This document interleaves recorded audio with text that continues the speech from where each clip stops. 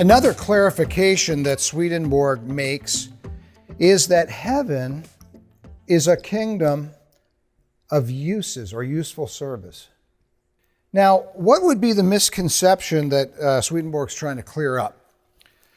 Well, a lot of people think about heaven as being a place of rest, of paradise. Once I get to heaven, it's all over. I can just, take it easy, rest, smell the flowers, that kind of thing, like that.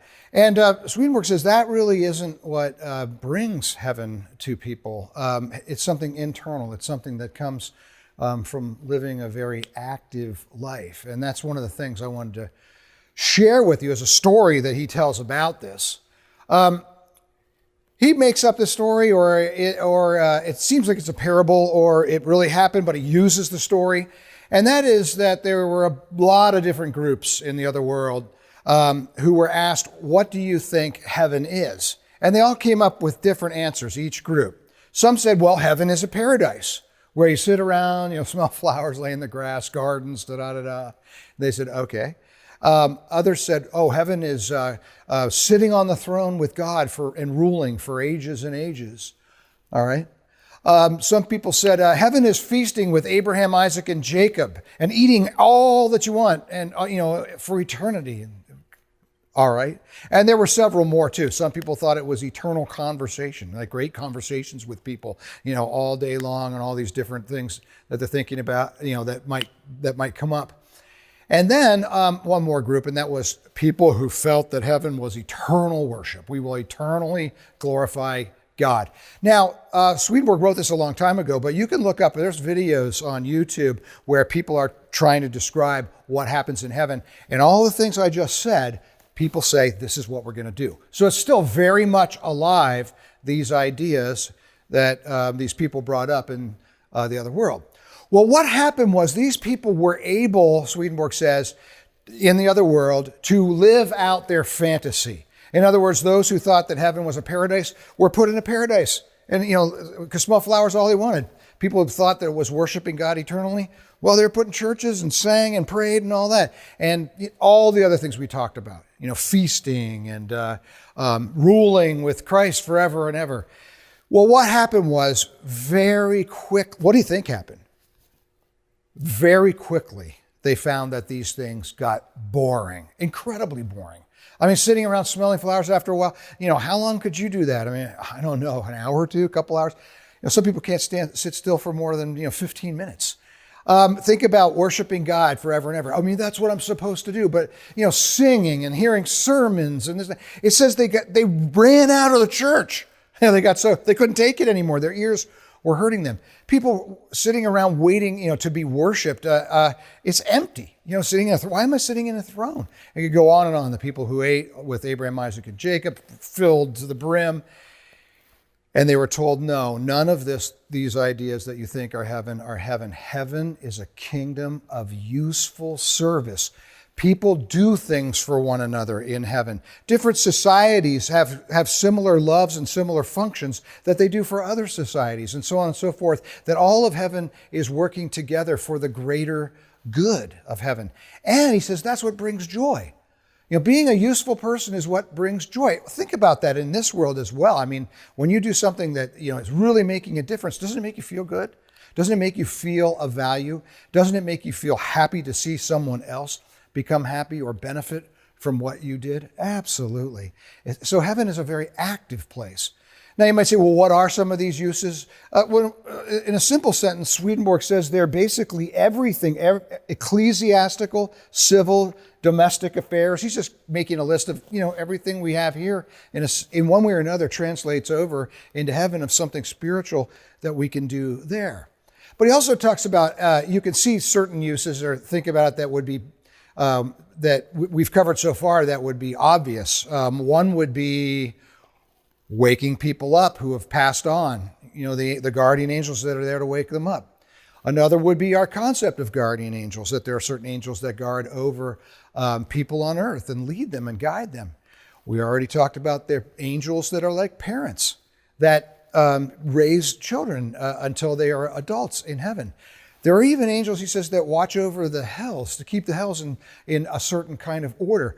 I often ask the students, well, what kind of people would they be? And I say, well, it could be prison guards, it could be police, it could be social workers. Here, people who are willing to go into those kind of environments and work and do their work. Very useful to do. All kinds of people do all kinds of things, all kinds of angels perform all kinds of uses, and these uses benefit the good, and they are what create happiness in a person. Use brings joy. Now, the last word I want to say in this session is on a slightly different topic. It's sort of like dessert, and that is, Swedenborg says that people come in heaven, people come into the springtime of their youth. In other words, they come into being whole, happy, young, in the prime of who they are, of their life. They're at the top of their game, physically. Now, again, what's interesting about that is people who have had the near-death experience say the same thing. There are many who say, I saw my mother, or I saw my grandmother who was died of an old age, and she was young.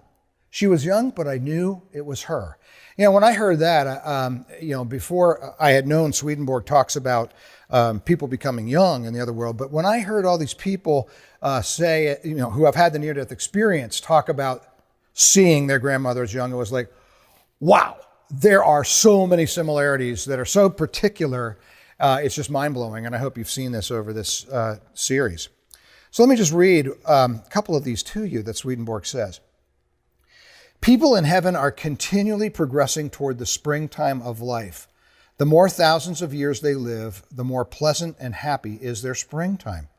This continues forever, increasing according to the growth and level of their love, thoughtfulness, and faith. So there's something inside of them that's just becoming more and more youthful and alive inside. But let me go on. As the years pass, he says, elderly women who have died of old age, women who have lived in faith in the Lord, come more and more into the flower of growing youth and into a beauty that surpasses any notion of beauty accessible to our sight. Their goodness and thoughtfulness is what gives them their form, making the pleasure and beauty of thoughtfulness radiate from every least corner of their faces so that they become actual forms of thoughtfulness. Actual forms of thoughtfulness, that's a mind blower. Some people have seen them and have been stunned when they see them and the beauty that's coming out of them, especially someone who knew them in the world, I would assume. You might remember one of the first videos we saw on YouTube was the boy in the school who had a near-death experience. And he saw his grandmother, and she was young, and yet he knew it was her. And what a beautiful thing it was for him to be reunited with them. In fact, he says here, I saw a woman upstairs and she looked young and happy. And I remember her hair was curled and I just knew it was my grandma. Pretty cool. One more quote about this before we close it off here. People who have lived in love for the Lord and thoughtfulness toward their neighbor are forms like this or beauties like this in the other life. All angels are forms like this in infinite variety. This is what makes heaven. We are not our bodies, we are our spirits. And the more beautiful our spirits are on the inside, the more beautiful we will appear on the outside. So when we wrap this up right now, I just have something, ask you some thoughts or something to think about. And that is, what ideas did you grow up with about these things, about heaven? What ideas did you grow up with about what you're going to be doing in heaven, about whether you're married in heaven or not? About who goes to heaven and hell. And what I'd like you to do is just ask you to do is compare them to what Swedenborg talks about. And I just know for me, it just makes so much more sense what Swedenborg is saying. And I guess that's why I'm on this side of the camera teaching you, because I just love to hear this and it just really works for me. So for me, Swedenborg's answers are much more sensible and reasonable. Do people outside Christianity go to hell? I mean, all of them. Do all the children who are not baptized go to hell? Is it harder for a rich person to go to heaven? Do love and marriage continue after death? Do you sit around for eternity? Those questions I want to leave you with. Thank you, and we will see you next time. I do have homework. I want you to read, homework is read Afterlife 169 through 196. Thanks.